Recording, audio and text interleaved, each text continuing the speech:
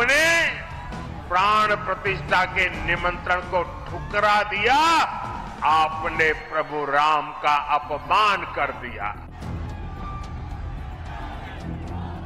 क्या 24 का रण एक तरफा हो गया? जिन्होंने रामलला से मुंह फेरा, इस बार राम भक्त उससे भी मुंह फेर लेंगे। आखिर प्रभु राम से इतनी दिक्कत किसे है? क्यों है? सिर्फ दूसरे वोट बैंक के लिए। मोदी जी चाहते कि आप दिन भर मोबाइल पे रहो, जय श्री राम बोलो और भूखे मर जाओ।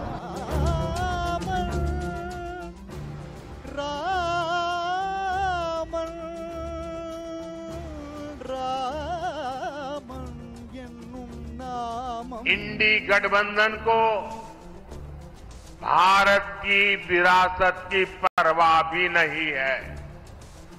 500 साल के इंतजार के बाद अयोध्या में भव्य राम मंदिर बना, लेकिन साथियों, इन इंडी गठबंधन वालों को राम मंदिर के निर्माण से पहले भी नफरत थी और आज भी नफरत है।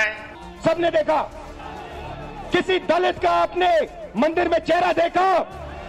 किसी पिछड़े का आपने मंदिर में चेहरा देखा?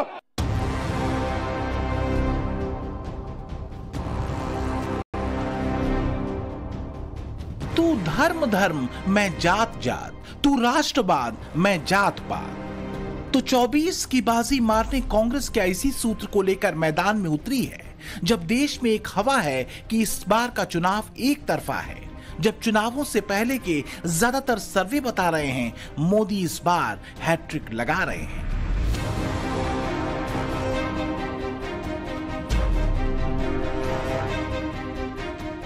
अब की बार 400 पार, अब की बार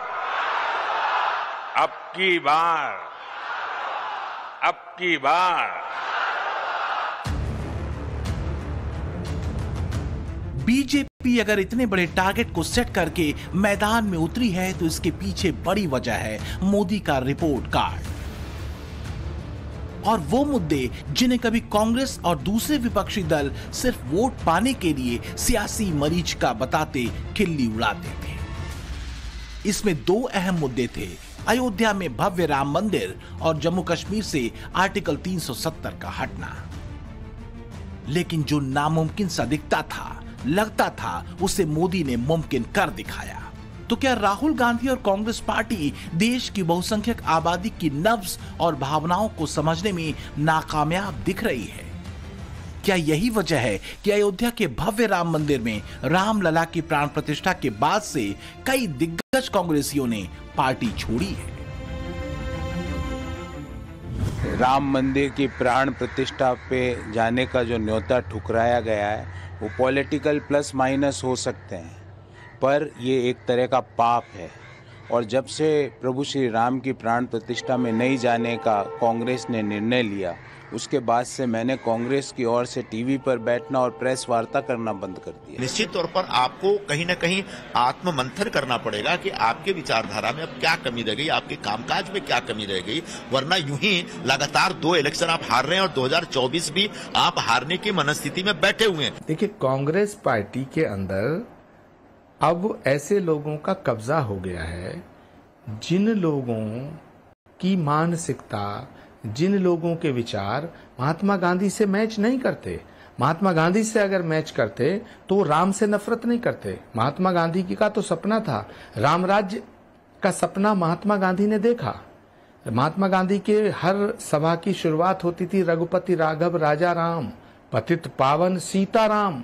तो जो कांग्रेस महात्मा गांधी के इस भजन और इस विचार के साथ थी, वो कांग्रेस आज कहां है?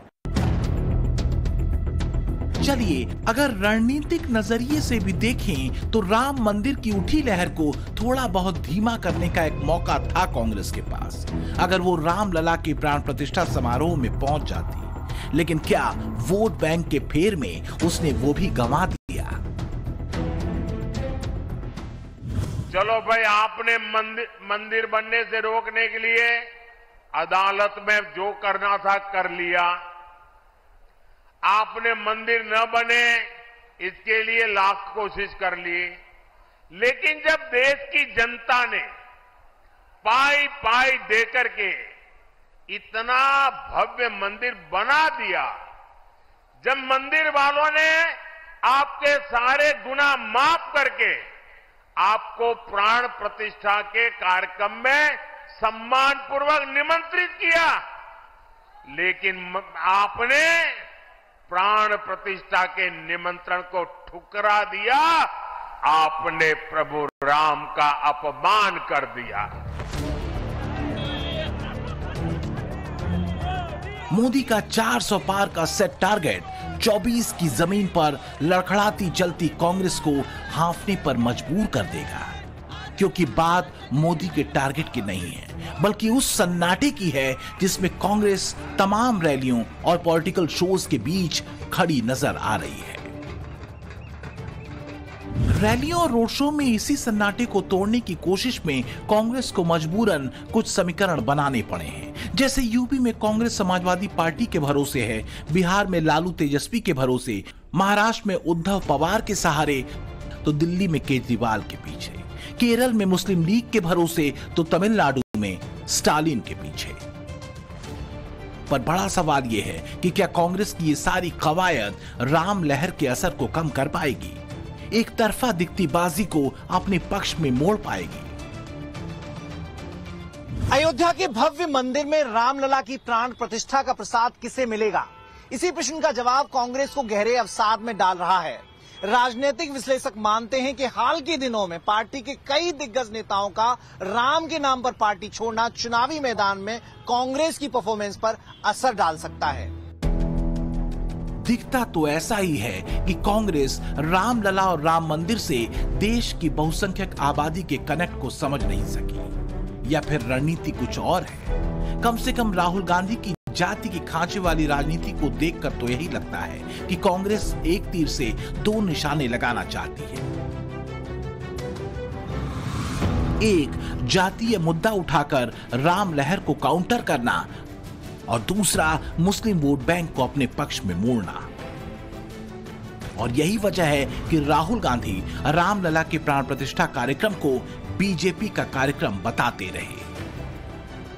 अयोध्या में भव्य प्राण प्रतिष्ठा हुई और मेगा शो हुआ वहां पर, और उसका जो एक असर है वो आप जब नौगांव से मोरीगांव के रास्ते में आपने भी देखा होगा, जगह जगह लोग जय श्री राम के नारे लगा रहे। तो ये जो राम लहर है, इसका मुकाबला करने का क्या प्लान है राहुल गांधी के पास कांग्रेस? नहीं, देखिए, ये ऐसी कोई बात नहीं है कि लहर है, ऐसी कोई बात नहीं है। मैंने आपको उस दिन भी बताया, ये बीजेपी का एक पॉलिटिकल प्रोग्राम है। कांग्रेस न तो 80 के दशक के उत्तरार्ध में राम मंदिर आंदोलन से जुड़ी बहुसंख्यक आबादी की भावनाओं को समझ सकी, न आज समझ पा रही है। वजह है दूसरी तरफ खड़ा वोट बैंक, जो जहां गिरता है एक तरफा गिरता है।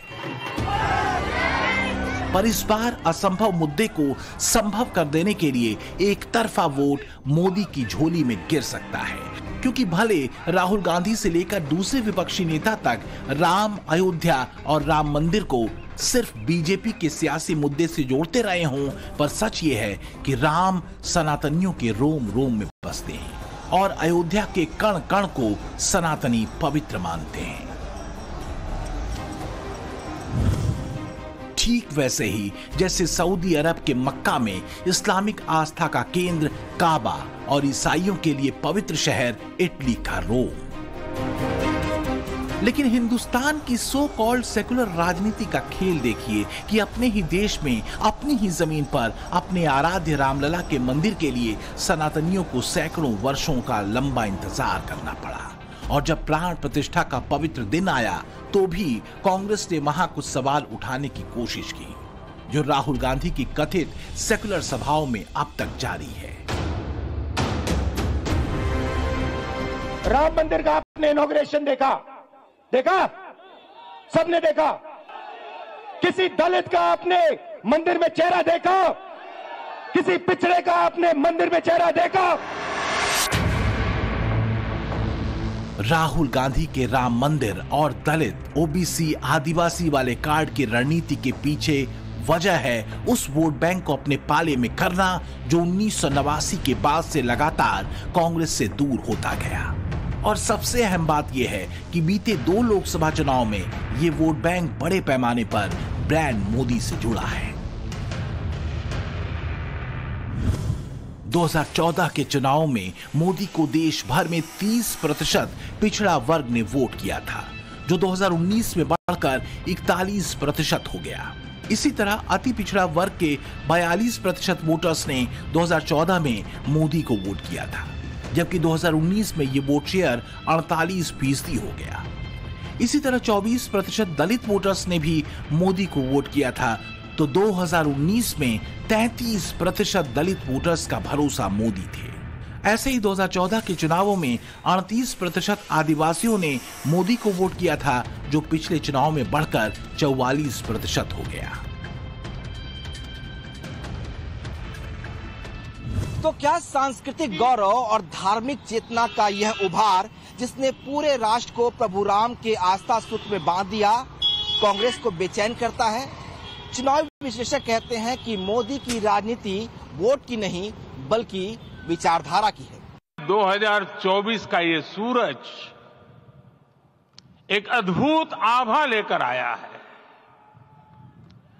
22 जनवरी 2024 ये कैलेंडर पर लिखी एक तारीख नहीं, ये एक नए काल चक्र का उद्गम है। काश कि हिंदुस्तान का ये बदला हुआ काल चक्र केरल की वायनाड सीट से सांसदी की अपनी नैया पार लगाने में जुटे राहुल देख और समझ पाते।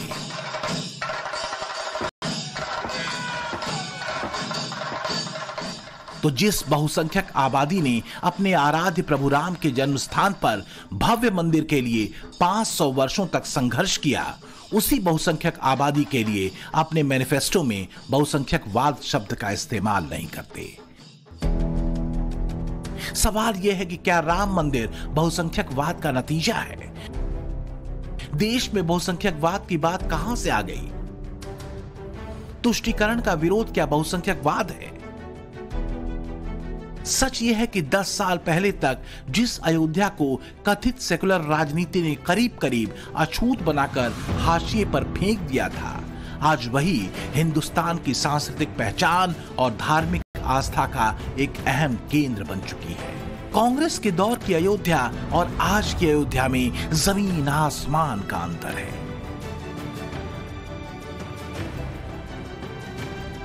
तीरथ का हो गया बढ़िया, एयरपोर्ट हो गई, रोडें हो गई, यहाँ व्यापार का भी बढ़िया काम चलने लगा है, यही सब। लेकिन अयोध्या का पूरा स्थल एकदम अयोध्या धाम ही पूरा बढ़िया हो गया है।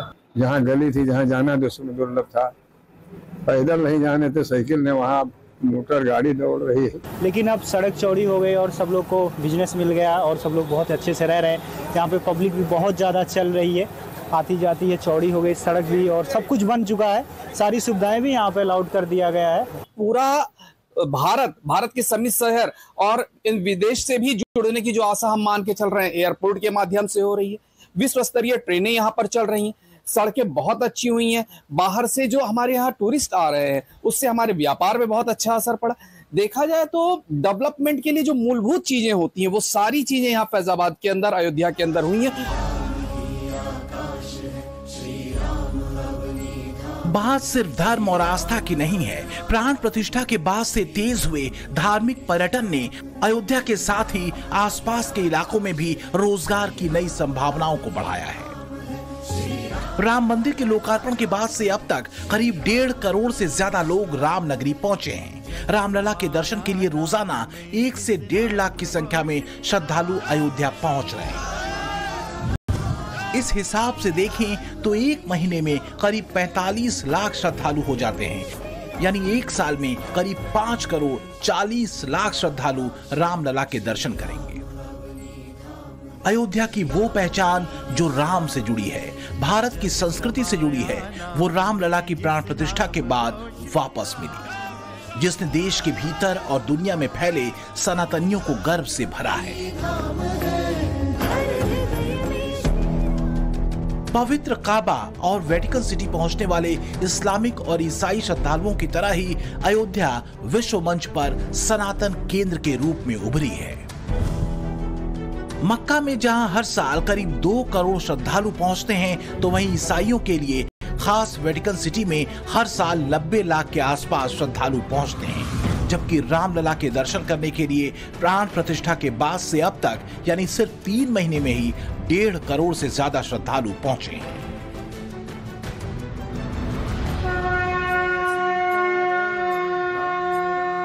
लेकिन बात सिर्फ सनातनियों के अयोध्या से जुड़े धार्मिक सूत्र की नहीं है, बल्कि भारत की उस प्राचीन सांस्कृतिक पहचान की है जिसे सैकड़ों वर्षों में दुनिया की दूसरी संस्कृतियों से कमतर आंका और बताया गया।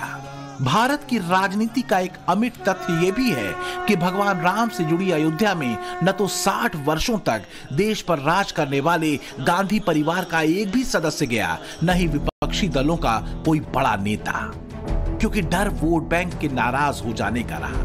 लेकिन हैरानी की बात तो यह है कि राम मंदिर पर सुप्रीम कोर्ट के फैसले के आने और भव्य राम मंदिर बनने के बाद भी अयोध्या का विपक्षी बाइकॉट जारी है। इंडी गठबंधन को भारत की विरासत की परवाह भी नहीं है। 500 साल के इंतजार के बाद अयोध्या में भव्य राम मंदिर बना, लेकिन साथियों, इन इंडी गठबंधन वालों को राम मंदिर के निर्माण से पहले भी नफरत थी और आज भी नफरत है। ये राहुल बाबा 19 में मेरी मजाक उड़ाता था, मैं पार्टी का अध्यक्ष था, मुझे ताने लगाते थे, मंदिर वहीं बनाएंगे, तिथि नहीं बनाएंगे, बताएंगे। राहुल बाबा 22 जनवरी 2024 10 सहस्त्र सालों के इतिहास में नोट कर लीजिए, 10 सहस्त्र साल के इतिहास में एक दिन बन गया है जब रामलला 500 साल के बाद अपने भव्य मंदिर में विराजमान हुए हैं।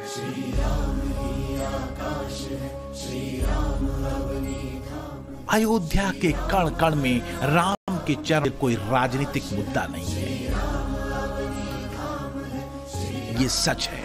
पर यह भी एक सच है कि जिस चेहरे ने, जिसके संकल्प ने हाशिए पर धकेल दी गई बहुसंख्यक आबादी के आराध्य को उनकी खोई जमीन दिलाई, भव्य राम मंदिर का संकल्प पूरा किया, क्या 24 के रण में वो रिपोर्ट कार्ड अनदेखा किया जा सकता है? ब्यूरो रिपोर्ट, टाइम्स नाउ, नव भारत।